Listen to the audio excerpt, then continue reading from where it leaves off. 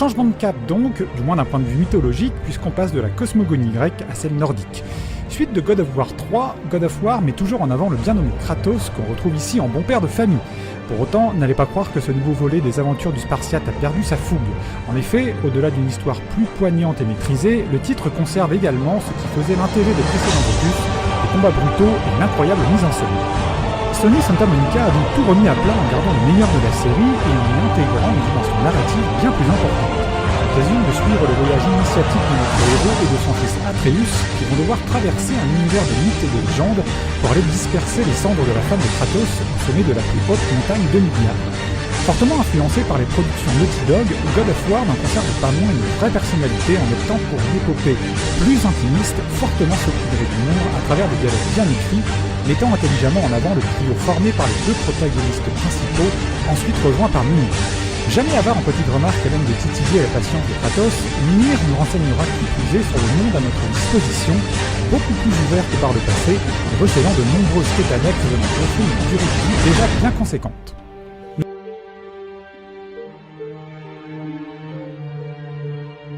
Pas vraiment de surprise j'imagine, le succès, ou au moins critique, de ce nouveau jeu de combat Dragon Ball était attendu, puisque depuis sa présentation à l'E3, on a déjà largement eu le temps de tester le nouveau bébé Dark System War, qui devrait très vite s'imposer comme le meilleur jeu Dragon Ball jamais créé, ce qu'il est, soyons d'accord.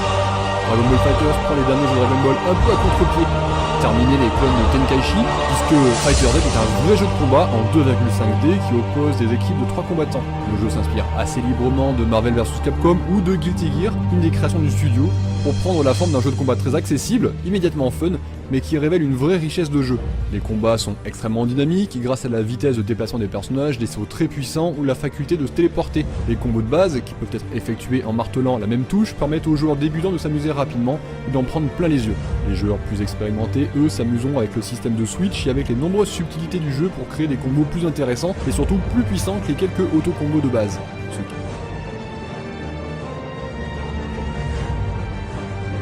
Très grande forme avec l'épisode World, un opus plus ouvert, plus accessible, qui n'en oublie pas pour autant de proposer un riche contenu adapté à tous les profils de chasseurs, les vétérans comme les débutants. Bonjour et bienvenue dans notre vidéo test de Monster Hunter World et Xbox One, puis plus tard en fin d'année sur le PC. Pour la première fois, la saga ouvre ses cartes et relègue au passé les contournements entre les différentes sous-zones. L'appellation World n'est pas usurpée puisque Capcom met vraiment l'accent sur les interactions avec le décor pour se déplacer plus rapidement, mais aussi pour chasser les monstres avec la présence de nombreux pièges environnementaux à utiliser ici à votre avantage.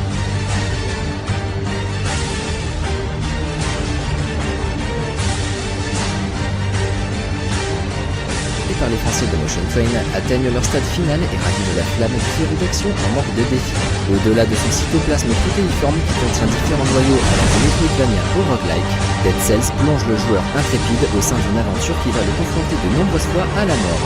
Ce qui explique sûrement pourquoi nous sommes sortis de ces riches dédales totalement fauchés. C'est dans la tête coupée d'un paladin ayant passé l'épée à gauche que débute l'histoire. En fait, non. C'est ainsi que commence chaque tentative ratée dans la fuite de ce château labyrinthique, abritant une quarantaine de créatures plus dangereuses les unes que les autres. Dead Cells est une plongée en enfer où chaque moment de relâchement est lourdement sanctionné et où l'apprentissage des golems et des adversaires tient une place prépondérante dans l'expérience.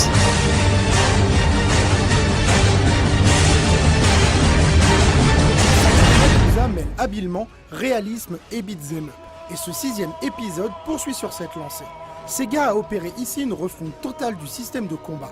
Les différents styles et la possibilité d'alterner entre ces derniers disparaissent pour laisser place à un style hybride et évolutif. De plus, les combats gagnent en fluidité et mettent l'accent sur la mise en scène avec des QTE et des finish moves transpirant la classe. Le virtuel rencontre ici le réel. Le quartier de Kamurocho et la ville d'Onomichi débordent de vie et d'activité.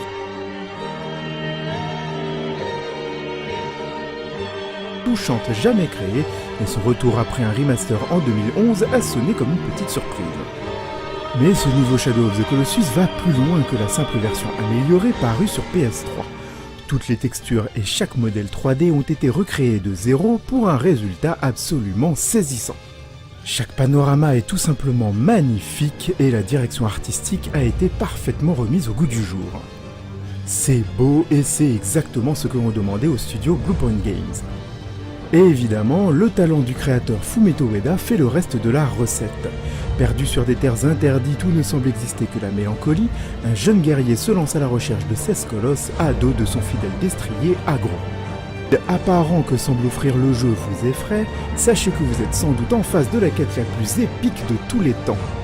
Chaque colosse est un challenge en lui-même, des montagnes d'apparence insurmontables qui se meuvent avec une lenteur majestueuse qui frôle le génie. Trouver un moyen de les escalader est souvent la première phase du combat, vous obligeant à bien comprendre votre environnement.